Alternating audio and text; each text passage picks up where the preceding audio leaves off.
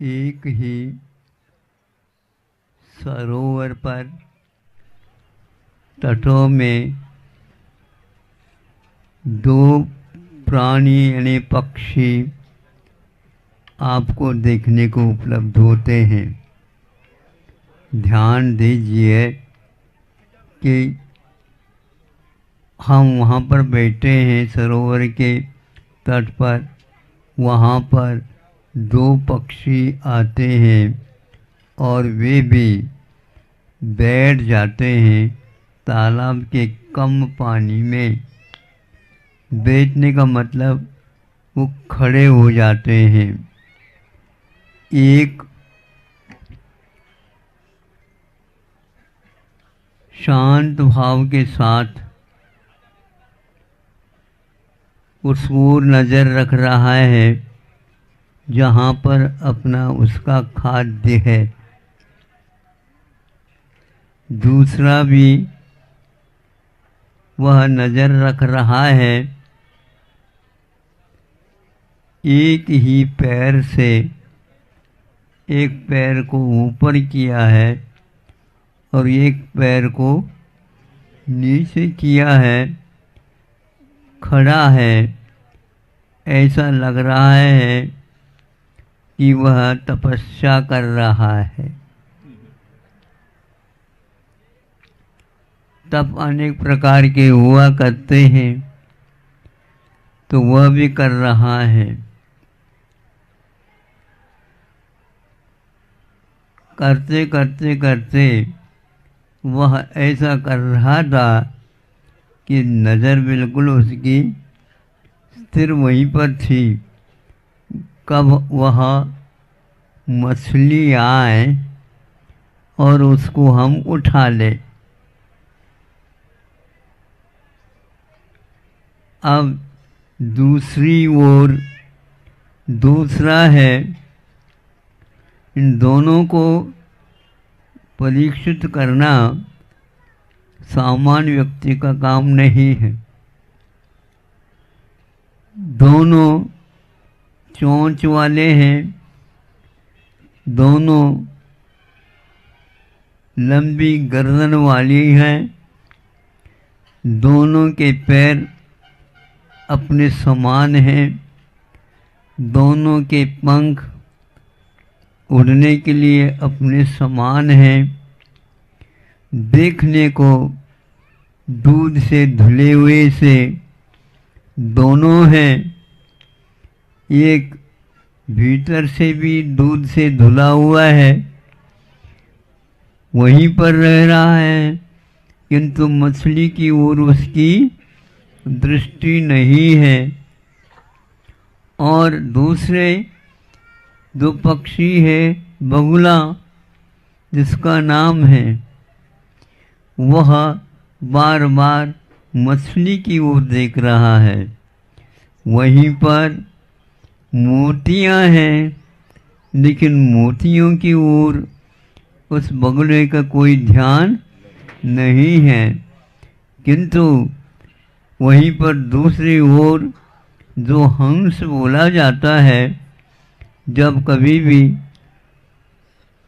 संत लोग किसी का उदाहरण देते हैं, मायाचारी के लिए बगुला प्रसिद्ध हुआ है और सात्विक जीवन जीने के लिए अन्य खाद्य मिलते हुए भी उसको छोड़ करके दया का पालन करता हुआ वह मूर्ति को ही चुगता है, चाहे भले ही उपवास हो जाए तो भी वह मूर्ति की ओर दृष्टि रखता है।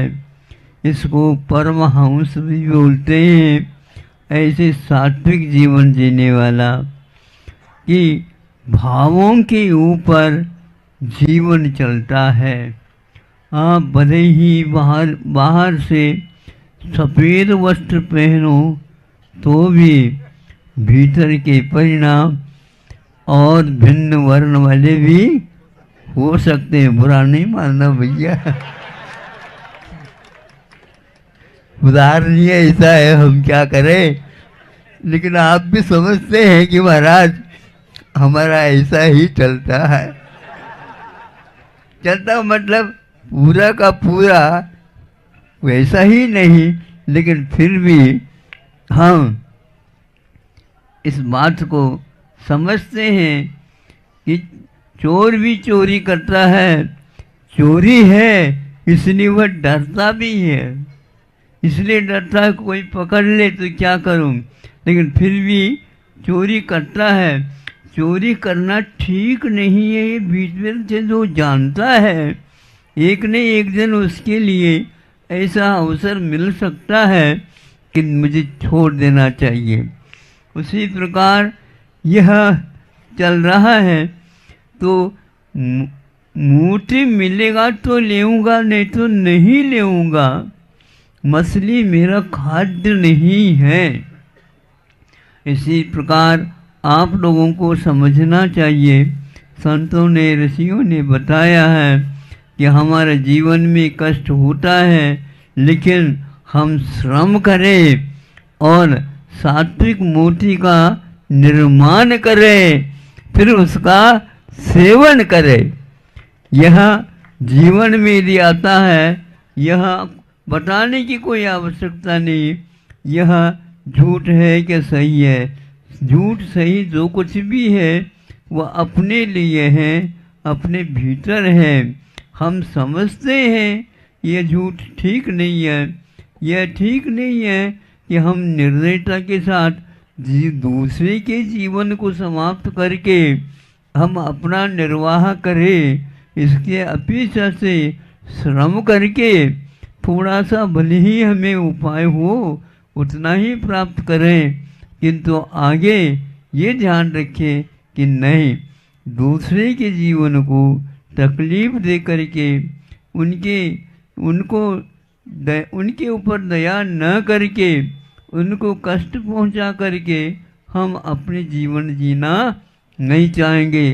तो ऐसी स्थिति में आप उनको कुछ भी सहायता नहीं भी पहुंचाओ तो भी वह आपके प्रति हमेशा हमेशा प्रेम भाव, वात्सल्य भाव, मित्रता रखेगा। इस मित्रता में जो सुख शांति आपस में सब दोनों को मिल जाता है, वो दुनिया की निधि मिलने से नहीं मिल सकता है। ऐसे प्यार जो है एक प्रकार से जड़ का नहीं किया जाता है। ये जो वस्तु है इन वस्तुओं का नहीं किया जाता है, किंतु प्यार, मित्रता, वात्सल्य, आत्मीयता यह दूसरे व्यक्ति के व्यक्तित्व से किया जाता है। इसलिए हम जड़ न बने, हम एक प्रकार से पत्थर न बने, किंतु मुलायम बने। मुलायम ये शब्द ही अपने आप में ऐसा कहता है कि ये बहुत अच्छा है, लेकिन कठोर स्वभाव में कठोरता आना, हम प्रतिकूलता को देख नहीं पाते हैं और उसमें फंस जाते हैं। ऐसी स्थिति में हमारे आत्मा में मृदुता के स्थान पर कठिनाई या कठोरता, निर्दयता, हृदयहीनता इस प्रकार के भाव बनते रहते हैं। इसीलिए उपदेश मुख्य रूप से मनुष्य को ही दिया जाता है। पक्षी भी, पशु भी संतों के वैसे आवाज़ सुन करके अभी भी मान लो पेड़ पौधों पर बैठ करके वो भी सुन सकते हैं और वो भी अपना जीवन सुधार सकते हैं, क्योंकि वह ऋषियों की वाणी में स्वार्थ नहीं रहता है और वो सबके लिए लागू हो सकता है। किंतु मुख्य रूप से मनुष्य एक ऐसा प्राणी है जो एक बार उठना चाहे तो इतना उठ सकता है, दूसरों को भी वह उठा सकता है। ऐसे मन में आज से आप लोग भाव तो कर सकते हैं ना। यदि मान लो व्यापार नहीं हो सका, लेकिन व्यापार की बात तो हम सोच सकते हैं। जो व्यक्ति सोचेगा, सही सोचेगा, सही दिशा में सोचेगा, एक अवश्य उस परिणामों के माध्यम से अच्छे कर्मों का बंध होता है और बंध होगा तो निश्चित रूप से बीज बोएगा उसी के अनुसार फल भी उसे मिलेगा। यही बात हम अच्छे भाव करते रहें, निश्चित रूप से कालांतर में वह अच्छे फल आपको दे सकते हैं और कईयों को भी उससे लाभ हो सकता है। ऐसे लाभ हो, ये बगुला और हंस, इन दोनों की कथा आप लोगों ने सुनी होगी, किंतु विचार करिए अपने जीवन में वह परमहंस बनने का हम प्रयास तो कम से कम करें, भावों से, वचनों से, फिर इसके उपरांत अपने तन से, मन से और वचन से यह इस प्रकार के भाव भाते रहो। यह मानव जीवन में बहुत आपके लिए फल देने वाला है। अहिंसा परमो धर्म